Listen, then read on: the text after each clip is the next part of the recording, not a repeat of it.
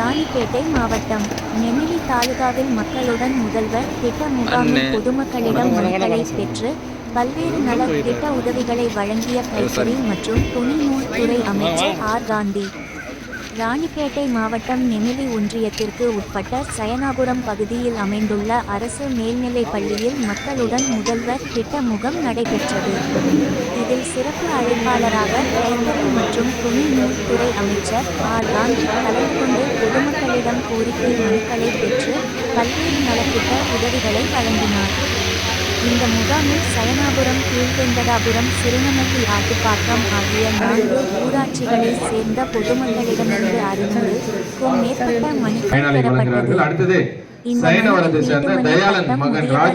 தொகை, பட்டா பெயர் மாற்றம், வேளாண்மை துறை, மருத்துவத்துறை உள்ளிட்ட துறைகளில் சம்பந்தமாக பொதுமக்கள் மனுக்களை வழங்கினர். இந்நிகழ்ச்சியில் ஒன்றிய குழு தலைவர் வடிவேலு, மாவட்ட கவுன்சிலர் சுந்தராம்பாள் பெருமாள், ஒன்றிய செயலாளர் பெருமாள், தாசில்தார் ஜெயபிரகாஷ், பிடிஓ தாஸ் பிரகாஷ் மற்றும் அரசு அதிகாரிகள் பொதுமக்கள் கலந்து கொண்டனர். அடுத்தது பாவானந்தம்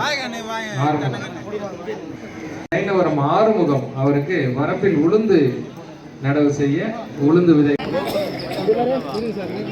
தெய்வமே